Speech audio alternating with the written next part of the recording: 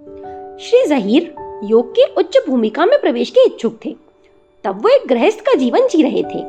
सांसारिक सुखोपयोग के बीच कभी कभी वो अपनी वृद्धावस्था और मृत्यु की कल्पना करते तो उनका मन डोल जाता, वैराग्य उत्पन्न होता और वो सोचने लगते, क्या संसार के अंतिम सत्य के दर्शन नहीं हो सकते।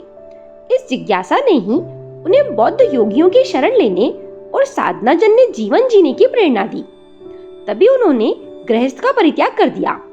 उन्होंने एक लामा योगी को अपना मार्गदर्शक चुना और योगाभ्यास प्रारंभ कर दिया।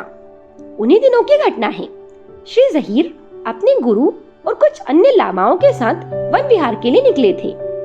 योग और उच्च स्तरीय साधनाओं में जहाँ शारीरिक चेतना और मन में तीव्र परिवर्तन तथा विचार मंथन प्रारंभ हो जाता है, वहाँ सांसारिक विषय वासनाओं तथा पूर्व जन्मों के अशुभ प्रारब्ध योग भी पूरा जोर आजमाते हैं। साधक पथभ्रष्ट न हो जाए, उसकी आत्मनिष्ठा प्रगाढ़ बनी रहे, ताकि वो योग की कठिनाइयों को पार करने का साहस स्थिर रख सके। इसलिए योगी और मार्गदर्शक साधक को शक्ति भी देते हैं और अपनी सिद्धि का लाभ भी। वन में घूम रहे अल जहीर के मस्तिष्क में आत्मा के अस्तित्व और उसके प्राप्ति के संदर्भ में तर्क वितर्क उठ रहे थे। मन की बात जान लेने वाले सूक्ष्मदर्शी लामा गुरु ने उनके अंतःकरण को पढ़ा।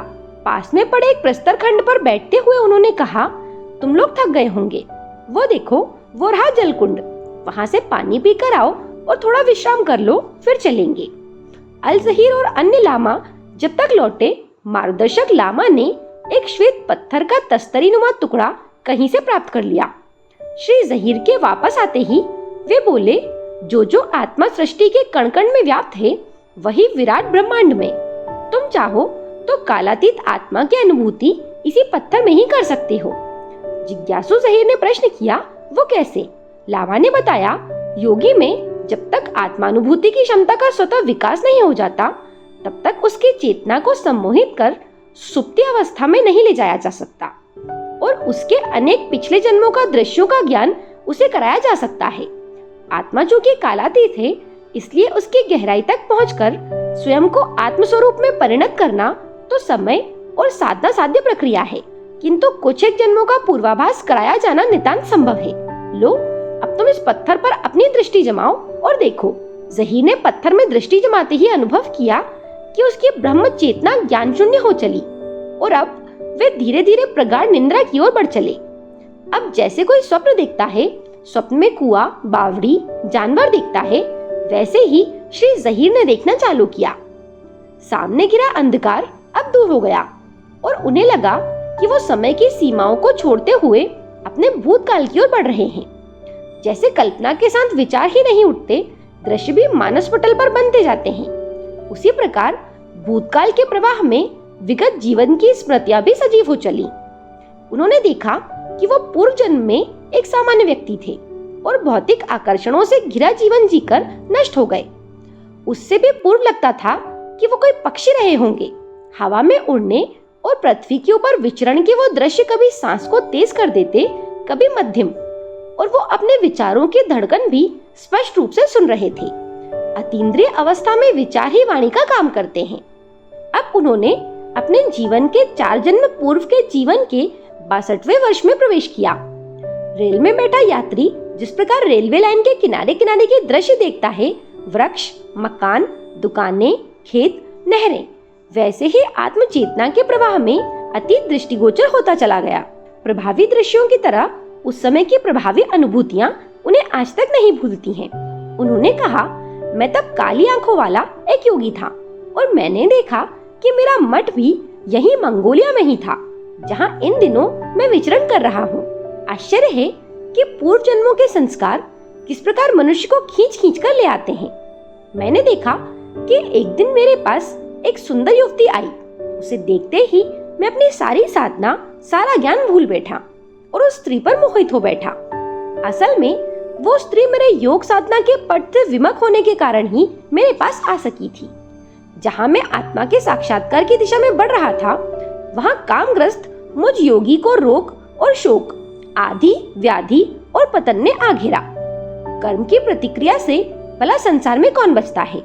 मेरे उस शरीर का अंत भी बड़ा ही दुखद हुआ और इसके बाद का तो मुझे बड़ा घृणित जन्म जीना पड़ा। ये विचरण किसी कल्पना लोक की अतिरंजना नहीं, बल्कि एक दार्शनिक के लिखी यथार्थ घटना है, जिसमें आत्मा के आवागमन पुनर्जन्म के संबंध को बताया गया है। अरब देश और इस्लाम धर्म में जन्मे श्री ज़हीर ने स्वीकार किया कि आत्मा के अस्तित्व और विज्ञान संबंधी इस्लाम मान्यताएं गलत हैं। उन्होंने कहा कि योग साधनाओं के द्वारा प्राप्त यथार्थ के आधार पर मैं कह सकता हूँ कि भारतीय आत्मविद्या जैसा सच्चा और महान विज्ञान दुनिया में अन्यत्र कहीं नहीं है। एक दिन सारे विश्व को इन तथ्यों को स्वीकार करने को विवश होना ही पड़ेगा। ये घटना उन्हीं की सुप्रसिद्ध पुस्तक मंगोलिया मठ भूमि की आध्यात्मिक यात्रा से ली गई है। उन्होंने कहा, मैं जितनी गहराई में गया, मुझे विराट विश्व की उतनी प्रगाढ़ अनुभूति होती चली गई और मैं अनुभव करता गया कि व्यक्ति चेतना जीव है और उसी चेतना का समिष्ट रूप परमात्मा है। यद्यपि मैं उस छोर तक नहीं पहुंच सका।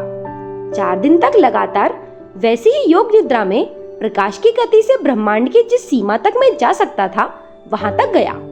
उससे विराट की अनुभूति हुई, पर संसार का विस्तार तो करोड़ों प्रकाश वर्षों का है। उसे इस स्थूल देह से प्राप्त कर सकना कहाँ संभव था। मैंने मृत्यु की वो विकराल नदी देखी, जिसमें संसार में जन्मे जीव डूबते और उतरते रहते हैं। जैसे जैसे गहराई बढ़ी, गतियां निश्चेष्ट और ध्वनियां शांत होती जा रही थी। नीरवता और नीलेपन की ओर बढ़ते हुए मुझे अलौकिक अनुभूतियां हुई, जिनका शब्दों में वर्णन कर सकना बहुत कठिन है, क्योंकि वो उपमाएं धरती पर है ही नहीं। जो वस्तुएं अदृश्य हों, उनका परिचय उपमाओं से ही दिया जा सकता है। उपमाएं न हो तो वो विराट कैसे समझाया जा सकता है।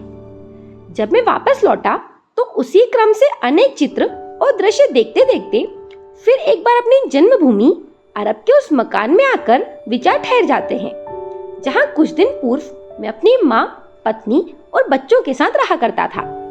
उसकी एक एक घटना को मैंने खुद देखा। ये घटनाएं ही मेरे द्वारा देखे गए अब तक के सभी दृश्यों की सत्यता का प्रमाण थी, क्योंकि इस जीवन की घटनाओं की सत्यता और असत्यता पर तो कोई शंका नहीं हो सकती।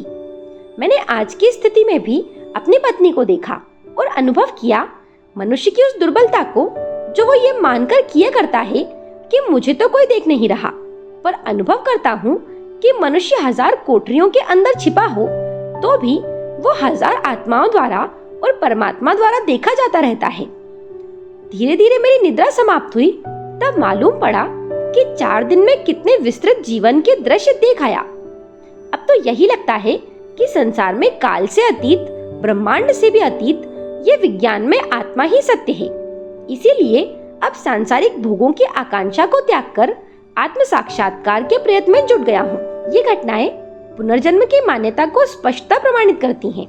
भारतीय धर्मशास्त्रों में पग पग पर मरणोत्तर जीवन के तथ्य का प्रतिपादन किया गया है। गीता में बार बार इस बात का उल्लेख किया गया है कि शरीर छोड़ना वस्त्र बदलने की तरह ही है। प्राणी को बार बार जन्म लेना पड़ता है। शुभ कर्म करने वाले श्रेष्ठ लोक को सद्गति को प्राप्त करते हैं और दुष्कर्म करने वालों को नरक की दुर्गति भुगतनी पड़ती है। सर आर्थर कैनन डायल के भी विचार कुछ इसी तरह के हैं। वे कहते थे कि अपनी दुनिया की ही तरह एक और सचेतन दुनिया है, जिसके निवासी न केवल हमसे अधिक बुद्धिमान हैं, बल्कि शुभ चिंतक भी हैं। इन दोनों संसारों के बीच यदि आदान प्रदान का मार्ग खुल सके, तो इसमें स्नेह, संवेदनाओं का सुखद सहयोग का एक नया अध्याय प्रारंभ होगा। मृतकों और जीवितों के बीच संपर्क स्थापना का प्रयास यदि अधिक सच्चे मन से किया जा सके, तो अब तक की प्राप्त वैज्ञानिक उपलब्धियों से भी बड़ी सफलता होगी।